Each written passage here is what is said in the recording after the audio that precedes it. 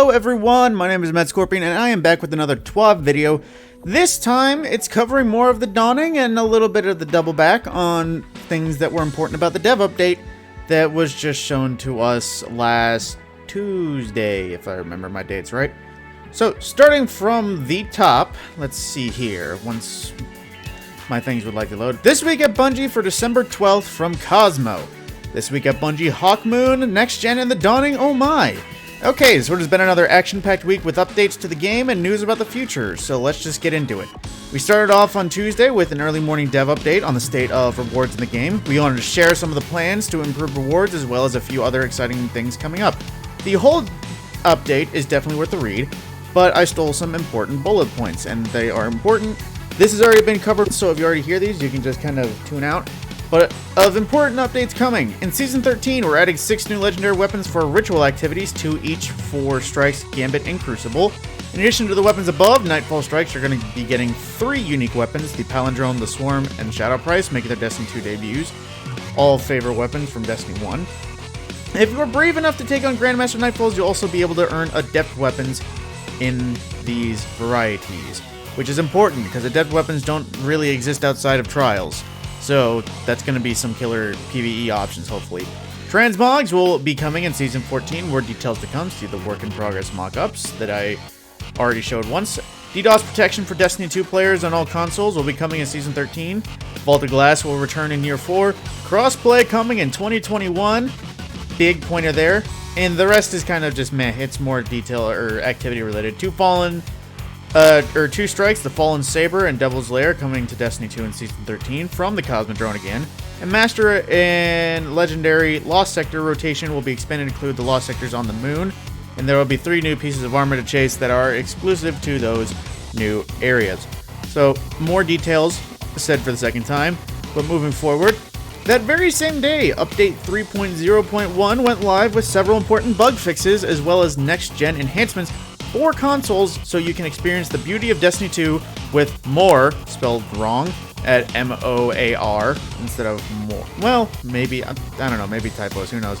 And more field of view. We wrote up an article that covers these new enhancements in detail, as well as the new ability to pick up bounties from the companion app, and the return of Prophecy as a dungeon. This week also saw the return of Hawkmoon, the highly sought-after exotic hand cannon that makes its debut into Destiny 2 with a reworked perk that no longer relies on RNG, but still packs a punch. It seriously does. It really hurts bad when you get it to work right. Season Pass owners can now visit Spider to set off on the quest, claim Hawkmoon, and of course they have the little quest link for the trailer there below it, but I'm just going to skip over that. Moving forward, I'm saying that thing again. The Dawning! This is very morning. We shared a peek of this year's Dawning event that kicks off next week, and there's of course the trailer if you want to go see it. Eva Levante is coming to town. She has new cookie recipes and new gifts for all the good Guardians, even if they did adopt darkness powers. Guilty. But I digress. Check out our Dawning page for a quick look at what the event has to offer this year. The tower is going to be all dressed up again. We're putting the Griswold to touch on decoration. I'm assuming that's I don't know who Griswold is, but he's got good touch. As you can see from that picture right there, that the Dawning has the tower looking very bright, almost to the point where my eyes hurt looking at it. So, carrying forward, everyone has the best gifts to vaporize your enemies. Glacial Chasm is the new legendary fusion rifle being introduced during this event with random rolls available, so each one you open is special. Plus, Glacial Chasm is just fun to say. I almost say chasm several thousand times. Try saying it without smiling. I dare you. I double dog dare you. Anyway, and while this fusion rifle is looking great, I can't help but notice it looks like to be a new air intel. So if a new high-impact fusion rifle gets introduced and it's all I see in the Crucible, Bungie, I'm gonna have issues because I finally got over being killed by air intel so many times. I don't want to be killed by a new one. Moving forward, as you fly around delivering baked goods, you'll need a new ship to spread cheer in style. Eva has a new exotic ship that you'll be able to upgrade throughout the event to change its look. You'll be able to customize the engine streams, different spawn effects, unlock a new animated shader unique to the ship. That is something brand new. We don't have many live shaders for ships. We've had live shaders that do have little effects, but not things special for events like this. And moving forward, Eva has also set up a fun new celebration this year's Dawning that involves even more gifts. for you. As the community generates Dawning Spirit by completing activities, you'll be able to progress a special community pursuit with your cookie skills and find new gifts waiting for you under the tree. The big glowy one, you can't miss it. You don't want to spoil all the surprises, but you may find some upgrade materials in these gifts. There will also be some fun stuff at the Eververse stores as well. All of the new items added to the store will be available at some point for Bright Dust, with the exception of the Glee Barrage and Merry Maker weapon ornaments and Happy Trails finisher, which will be available all for silver, hopefully. Here is a preview of a few Sparrows, Ghost Shells, and ships, and a ship, that will be sure to get you in spirit. And rolling through them, we have, of course, 3 Sparrows, all looking nice and neon and dawning typed. And then probably my favorite Ghost Shell of the bunch, which is the little candlelight. It just looks cozy. Like, it's not even like it looks like molten candle wax at the same time. So it looks like something I might actually buy. And then, of course, we have a dawning, I almost said Sparrow, Ghost Shell that's a little wrapped in Christmas lights, and a little elf ghost because he's our little helper and he needs to be an elf, or maybe a nutcracker, I'm not sure. And as well as the exotic ship that was mentioned, one that looks like a throwback to the old Year 1 ships, but still actually looks pretty dang clean. Sure, shaded up, it'll look a little bit cooler too. So, moving forward, Super Smash Warlock Melee. Shortly after launch, we put out a hotfix to reel in stasis a bit. I missed the T on that bit. When we made these changes, we wanted them to have such efficacy as possible. That meant using broad strokes to cover a lot of ground. This led to us hitting Penumbral Blast range harder than many players felt it was necessary. That is the Stasis Warlock's melee ability, for those that don't know the name. Upon review and hearing feedback, we felt that Penumbra's Blast range needed to come in.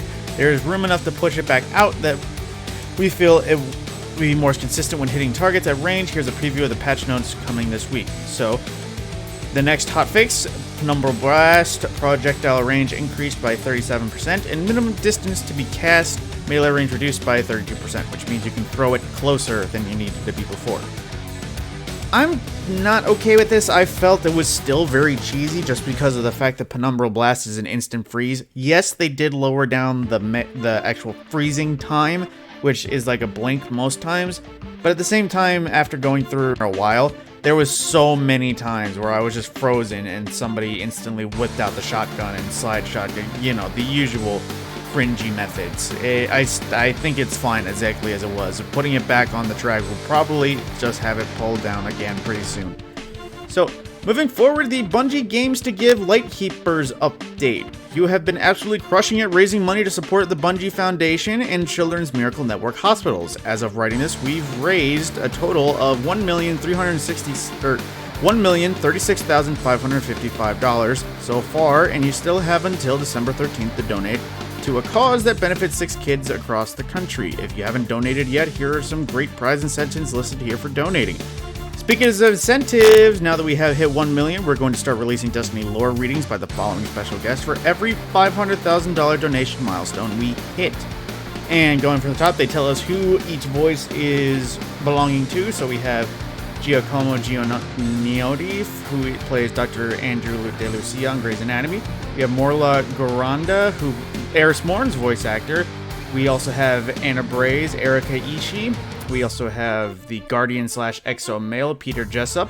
And then we also have Dominus Gull's voice actor, Neil Kaplan. And then Nyambi, Jay Dispersia from The Good... Okay, that explains why it's not Destiny. And then we also have Brandon O'Neill, who is Aldrin Saul's voice actor. Moira Quirk, who is the Emissary, the Exo Stranger, and Orin. I forget who Orin... Oh, right. She's pre-Exo Stranger. Or no, pre-Emissary. As well as Zara Fasal, I think I'm saying that night, who is just Guardian for Destiny 2. So a bunch of Destiny voices, as well as some others from outside our universe. Thank you to everyone who has donated or volunteered to help raise money through streams and other incentives. It's always amazing what this community can do when it comes together. Finish strong. Now, a little bit more detail-oriented stuff. We have Spreading Update Cheer.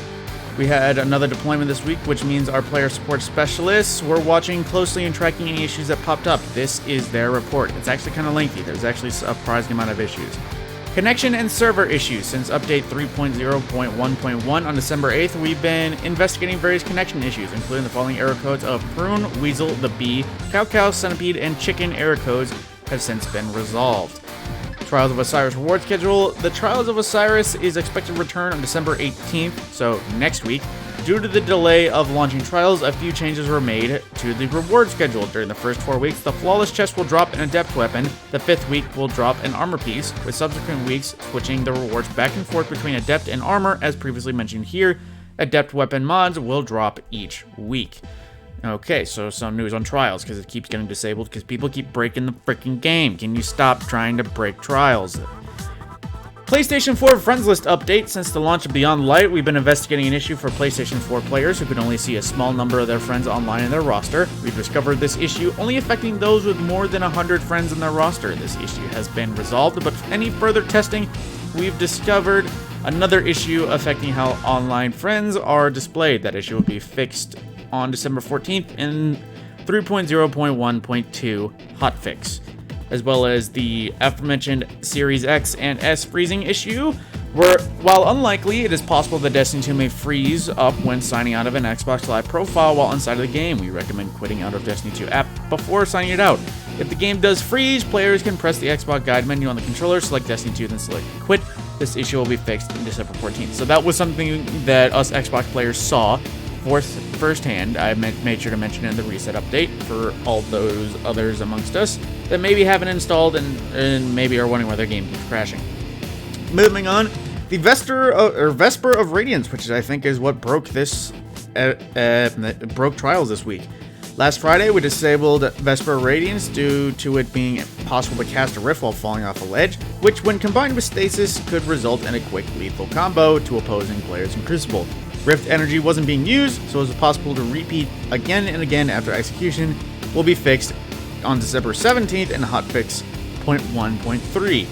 Spoils of Conquest as well. There was a slight issue here, which I don't understand why people are doing this, but to read on, we're investigating an issue where players can put their spoils in Spoils of Conquest raid currency in their vault, resulting in it disappearing. While we continue our investigation, players should refrain from putting spoils in their vault, which I don't understand why. If you manage your inventory well enough, you shouldn't need to put anything in your vault. If you're one of those people that are holding on to tokens from location, well, I think they might have gotten rid of that, but I haven't had an issue with full consumables ever since that update, so maybe just don't do that. Next gen updates. Xbox Series X and PlayStation 5 players who are migrating from 1 and 4 respectively will need to download the full-size version of the game to get all the benefits of the next gen update. For more information, please read the TWAB from December 3rd, which I gotta admit, I don't think it was done as cleanly as possible, considering I've had to reinstall all my DLC things twice now. Once when it went live, another time last night when I tried to do Hawkmoon with one of my friends. I kept getting this DLC pack has an upgrade and needs to be done, and essentially I had to reinstall all my DLC twice. So I think there might be a little bit of a bug with that. PlayStation 4 players upgrading the PlayStation 5 may need to highlight Destiny 2 on the home screen or store. Click 3 dots menu, select PlayStation 5 upgrade download, click there for more information. Along with our next gen updates, we discovered that some player settings on PC were transferred to players' console accounts if they were cross-saved. Until we can implement a fix, console players experiencing an FPS or screen tearing issues can go into their game settings, video, and choose reset to defaults to resolve these issues. Thank you for telling us how to do that. Now, known issues with in-game stuff. No, of course, list of issues reported on the health forum. Investigating issues at cross-gen matchmaking sometimes doesn't work. First-person shooter or frames per second issue on PC. Please help us determine the cause by posting your information in that thread. That's a link, so if you have that issue, go ahead and click that. PlayStation Remote Play reverts controller remapping and may not function at all. Issue. Deafening Whisper does not trigger the Abyssal Extractors perk in Resurrect Sin. I've kind of noticed, I don't think Deafening Whisper is working right, because when I was using it for Triumphs, it wasn't literally killing. I mean, it did kill, but I didn't get a notification that things just kind of fell over dead. Moving forward, Nezarec Sin Exotic Helmet no longer triggers for 5 seconds after the second kill, and buffed kills are all now 2.5 seconds. This is intentional, but we failed to call it out in the patch notes for previous updates. The original functionality was a bug that applied 2.5 seconds twice for each subsequent kill. So basically they're saying Nezarec Sin got a little bit adjusted, but here we go. Necrotic Grip doesn't give melee energy on corrupt combatant kills. This is intentional, and the exotic will be updated to remove the text mentioning this. So another little screw up, but they're fixing it. As well as another issue with Necrotic Grip where it doesn't poison combatants when a ranged melee attack breaks their shield from full. I mean, it is an issue, but of course, I mean, how often does a ranged melee break your shield? That's just me. I'm not a Warlock main. So sorry. Honed for speed and Ascendant Champion triumphs don't unlock when completing the Keep of Honed Edges Ascendant challenge. Oh no. Toland doesn't appear in the Shattered Ruins Ascendant challenge. The surrounding perk buff does not linger when using Surrounded Spec mod. Which, Bungie, add more perk mods like that. We got them in Black Armor. We haven't gotten any more that boost perk benefits. I'd like some more. True Prophecy has been removed from the World Loot Pool. This is intentional. The Shotgun Dexterity Arm mod shown in Legs category in Collections. Okay, that's just a misplaced mod. The Line in the Sand weapon model has random protrusions when held. Oh, I might have to see how that goes. The Unrelenting perk isn't functional. Kind of did notice that when I was doing Hawkmoon. Doesn't seem to be working. Lost Lament quests sometimes need to be abandoned and reacquired to continue. I thought that was already fixed. Thunderlord is currently missing its scope. And the Ahamkara bones may not spawn in the Argonarch Abyss Ascended Challenge. For a full list of emergent issues in Destiny 2, the usual known issues article and hashtag help forum to report them. Now, there's, of course, a bunch of movies of the week, but as the artists are all still amazing, I don't think I need to include them because people should really see them for yourself if you want to see them. This is going to be the last TWAB of the year. Don't worry, we're not all going on a big hiatus at once. We'll still be around. This is the time of year where many of us like to take some time away from work to be recharged or enjoy the cold, wet darkness of the PNW at home with the fam.